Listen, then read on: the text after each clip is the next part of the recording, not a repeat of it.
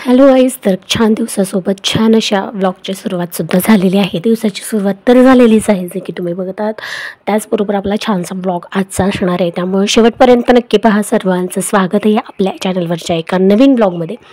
So continue राहा, शेवटपर्यंत नक्की पहा. खूप छान असं इंटरेस्टिंग गोष्टी तुमच्यासोबत शेअर करायच्या आहेत. सो असाच सपोर्ट करत राहा. व्हिडिओ आवडला तर लाईक, शेअर आणि सबस्क्राईब करायला विसरू नका नवीन असाल तर, आणि बेल आयकॉनसुद्धा क्लिक करा. आणि तुमच्या प्रतिक्रिया खूप महत्त्वाच्या असतात, ज्यांनी आम्हाला खूप छान असं प्रोत्साहन भेटतं, मोटिवेशन भेटतं. त्यामुळे त्या प्रतिक्रिया आम्हाला कमेंट बॉक्समधून कळवायला अजिबात विसरू नका. सो चला लगेच आपण व्हिडिओ सुरू करूया. तर छान अशी मांगल्यदायी आणि पूजेने सुरुवात करतोय आपण आजच्या व्लॉगची.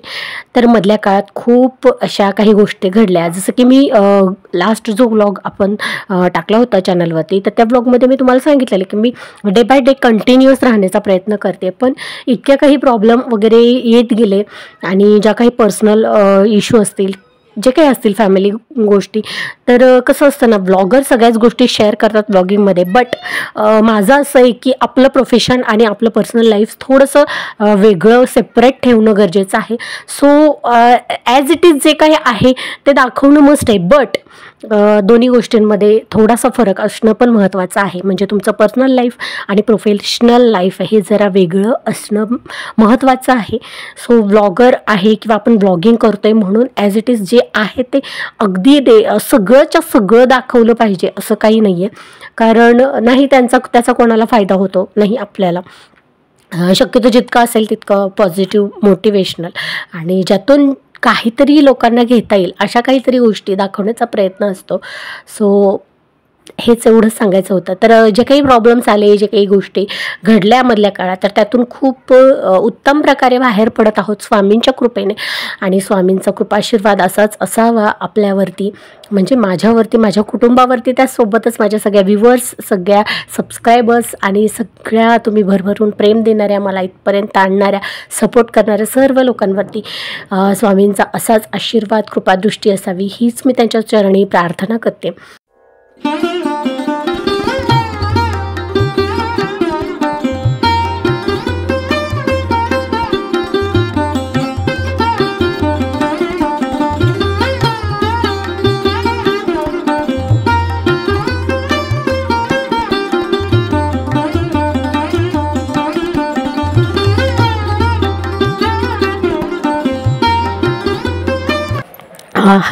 खूप छान असं प्रसन्नदायी वाटलं ना तुम्हाला पण.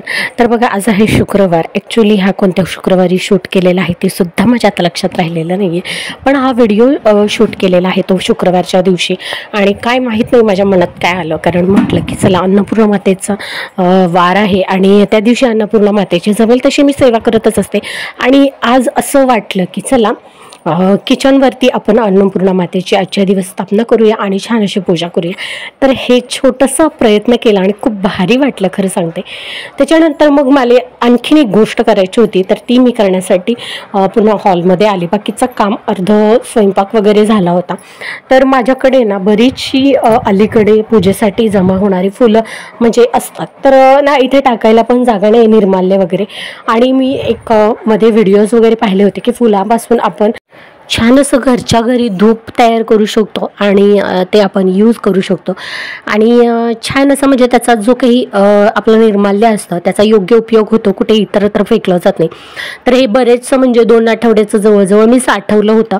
आणि ती फुलं छान अशी सुकलेली, अगदी मला उन्हात ठेवायची सुद्धा गरज पडली नाही, कारण तुम्हाला माहीतच आहे की उन्हाळ्यात काय, तर ती घरातच वाळून गेली. मी देवघराच्या शेजारीच ती अशी साठवून ठेवलेली, फक्त कॅरीबॅगमध्ये न साठवता मी एक प्लेट केलेली, त्याच्यामध्ये अशी साठवलेली. मग छान अशी फुलं मी सगळी, त्या फुलांचा झेंडूची होती, काही चाफ्याची सुद्धा होती. स्वामींना आवडतात म्हणून चाफ्याची फुलं मामा आलेले त्यावेळेस ते घेऊन यायचे, तर ती पण पूजेसाठी वापरायची. आणि ती तर अगदी लवकर सुकतात. तर त्याचा छान असा मी चुरा केला. त्याच्यानंतर तो चुरा केल्यानंतर त्याच्यामध्ये थोडंसं जी काही आपली हवन सामग्री असते ती थोडीशी टाकली, कारण अलीकडे हवन वगैरे केलेलं तेव्हा ती घरामध्ये होती. हवन सामग्री टाकली. त्यानंतर भीमसेन कापराच्या थोड्याशा वड्या टाकल्या. त्याचबरोबर मी ॲडिशनल गोष्टी म्हणजे की माझ्याकडे ना उदबत्तीची राख वगैरे जमा झालेली असते, तर तीसुद्धा मी त्याच्यामध्ये टाकली.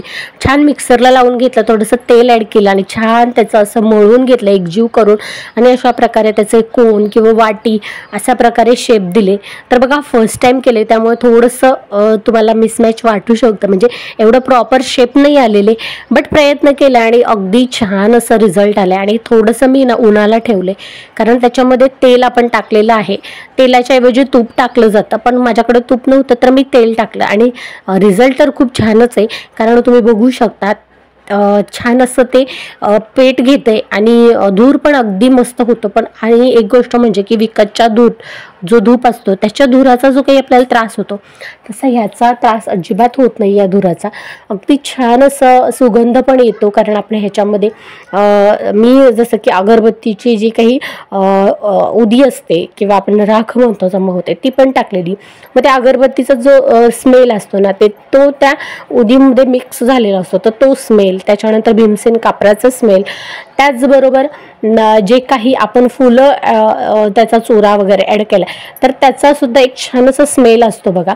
तर खूप छान असा सुगंध पसरतो आणि हे नॅचरल ऑर्गॅनिक म्हणू शकता तुम्ही.